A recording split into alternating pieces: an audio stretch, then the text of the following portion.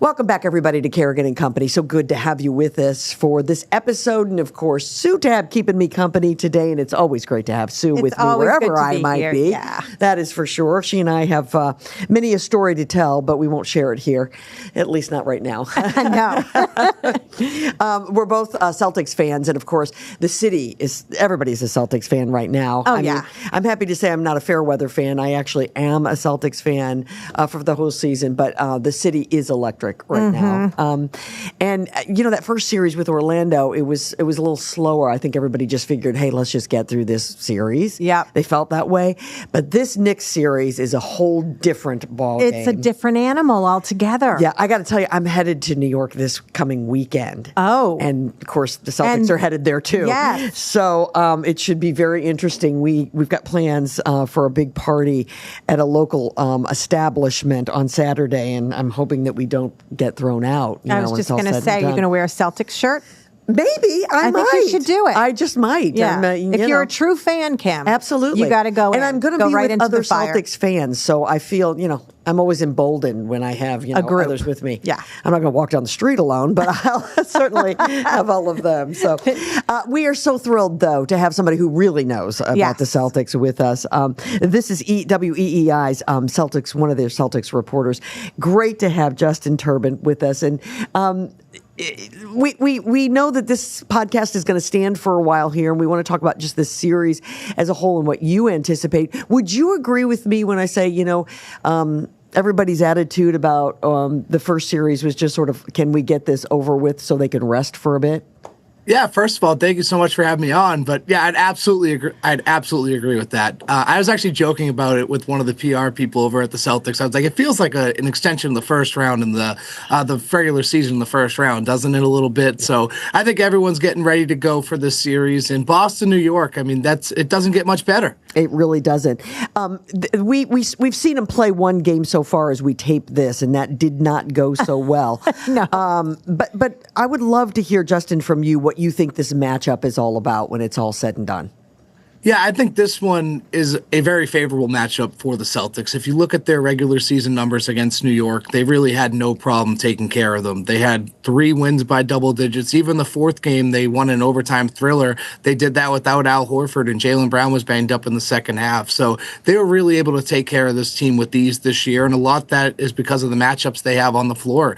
2 of New York's best players, Jalen Brunson and Karl Anthony Towns, also happen to be their worst defensive players. So they can't take them off the floor, and it gives the Celtics so many different opportunities to attack mismatches, and that's what the Celtics do best. They attack mismatches, and they find the best way to put guys in position to score against weaker defenders, and New York just has 2 of those that the Celtics can go right at. So a lot of it has to do with the matchups, and it's kind of ironic because New York really built this team in an effort to withstand Boston and to slow down their efforts and Jason Tatum and Jaylen Brown, and it's kind of backfired in the sense that you can't take those 2 guys off the floor, and those in turn are the Celtics' best offensive players because they're just going at them every time. Yeah. Justin, how much of this is mental, and what does that do to the guys when they drop game 1 of a series?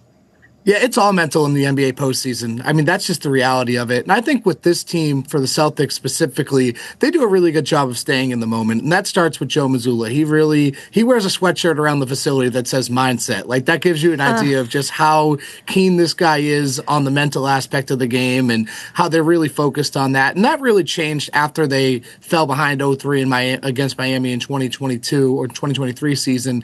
That's when that really changed, where they really started emphasizing the mental aspect of the game and really just focusing on what they can control. So I can tell you the Celtics aren't going to look at this series when they're down. They're not going to look at this like, we got to come back and like, we're going to do this all in one sitting. They're going to focus on the task at hand, not even necessarily the game, every possession, every pass, every second leading up to that. And it all just paints the whole picture. So they do a really good job of just staying in the moment. And that starts with Joe Mazzulla. And that's the sign of a mature team. And we saw that really at the highest of levels last year at the NBA Finals and the Eastern Conference Finals specifically, because last year, if you think back to that series against Indiana, I mean, they were a couple possessions away from being down 3-1, and yet they swept them, and that was the toughest series they saw, and that was a lot to do with their mental resilience. So that's a credit to Joe and a credit to just them and how they've been able to weather everything they've been through and learn from it.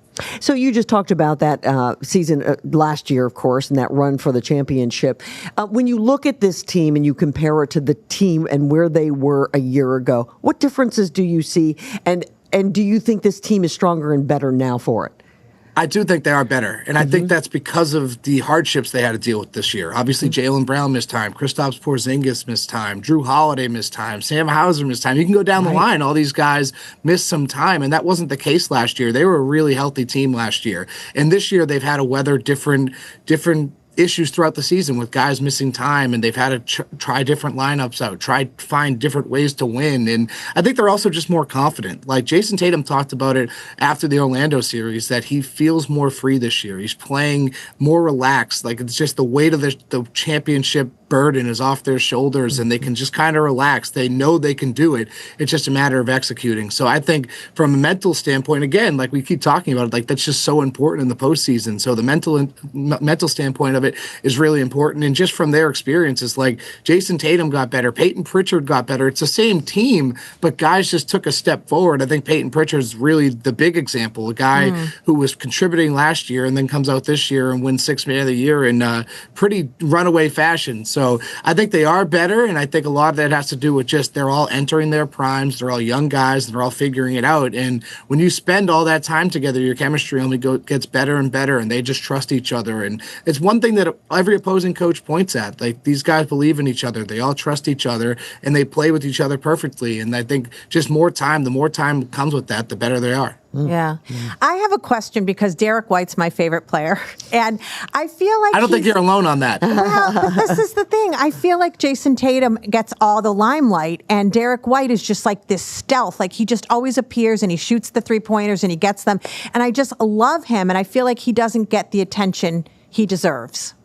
That's kind of just it comes with the territory of playing with Jason Tatum and Jaylen Brown and Kristaps Porzingis. Unfortunately, like, Derek White just does the right thing, and you can say the same thing about Drew Holiday and Al Horford. It's just there's so much talent on this team, and that's what I try to explain to people all the time. It's like, take this in and enjoy it. Like, you just mentioned Derek White, like, that guy's an all-star on other teams, and here, like you said, he's not really getting the attention. He's not really getting the limelight because there's so many other players that are contributing at a high level. But when you look at it, when it's all said and done, like, this team is historically good, and it's kind of hard to enjoy it in the moment. I mean, obviously last summer you do, and then you turn the page and start focusing on the next season and this year at hand. But once it's all said and done, like, this team will be talked about in the same way the 80s teams were and these historic NBA teams were. So I really do try to remind everybody all the time, like, just take this in and enjoy it, because this is a historically good team, and we have the pleasure of watching it in real time. I heard somebody the other day comparing them to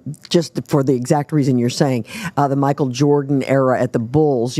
There were fabulous players on that team, and a lot of people can't go much beyond 3 deep at this point because you were talking about those 3 big men on that team that were names that no one will ever forget. When we look at this team, first off, let me ask you this: will this team win the championship? I think they will. I really do think they will. Yeah. And for them to win 61 games in a season that, like we talked about the injuries, they kind of cruised through a little bit. They also went through a 2-month stretch where they were playing 500 basketball, and they still won 61 games. It was the most by a reigning champion since the 2016-17 Warriors, and that was a pretty damn good team. They went back to the finals, ended up blowing a 3-1 lead. So I do think they are going to win another one, and I really look at it as like Oklahoma City's the biggest threat. And I kind of view Oklahoma City kind of the same way I viewed Boston in 2022 when they fell to Golden State, where they were still trying to figure out what to do, how to get there, how to win. And that's a big part of it. You have to figure out how to lose before you figure out how to win. Like, we all remember the heartbreak from all those years with this team before, going all these Eastern Conference Finals and coming up short. And they figured it out. They finally got over the hump and used those past experiences and put them all together to win a championship. And unfortunately for Oklahoma City, they're just not there yet. They have a great young team and they have plenty of picks to come. It's just they haven't really figured it out yet. They haven't had that opportunity yet to get to that stage and experience that heartbreak, which is a necessary step. So I think the Celtics are just the more experienced team and they're the more talented team. And I think when push comes to shove, this team can really turn it up. And one of the best traits about them is they don't let these bad losses spiral. I mean, they're 20-2 coming off a loss this season. So they really know how to turn it around and get things going. So again, it's a really historically good team and a team that deserves more than one championship, and I think they're going to make it happen. So cue the duck boats. Yeah, absolutely. Well, not yet. I remember Tom Menino did that, and that was a disaster at one point. So having said all of that, Justin, let me ask you this. Will this team be together in the form that we know it now again next season? Yeah, that's the $1 million question. Yeah. And it's tough to really look at it when you have a $500 million luxury tax bill that you're paying almost more in taxes than you are for the roster itself. It's tough to really justify paying for that. But the way I look at it, when I listen to Bill Chisholm and I hear him talk, his fandom is legit. It is totally authentic and it is 100% for real. I mean, the guy was sending videos to his wife and kids of him dancing to like Bon Jovi or whatever it was, getting hyped up for games. Like, this is no joke. Like, he actually does care about the team.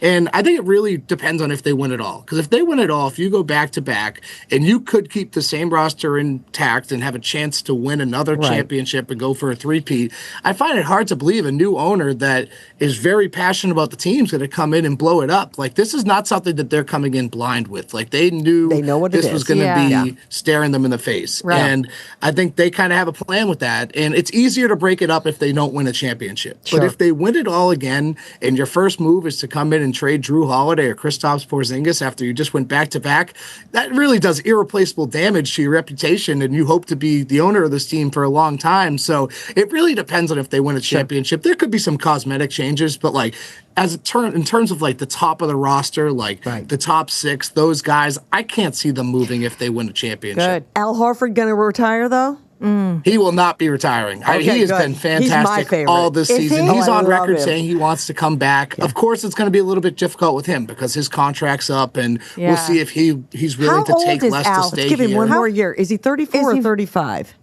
He's 38. 38. Wow. He's 38. Yeah, he's about to be 39 in June. Wow. And the guy is he plays with the most energy on the floor at times. It's crazy. It's actually incredible to watch. I joke about it sometimes when I write a column for the website about Al Horford. It'll be like, I could just replace what I wrote 3 weeks ago and just insert this score and insert his stats here because he's so consistent. It's really incredible to watch, and everyone loves him. I mean, last night he was checking in at the scorer's table, and everyone stands up on their feet and they're going nuts. Like, they love the guy, and he's earned that respect. He certainly has. I love him too, so it's terrific. Hey, Justin, we love you. You've been great. Thank you so much. This was so much fun. This was very fun. Thanks for having me on.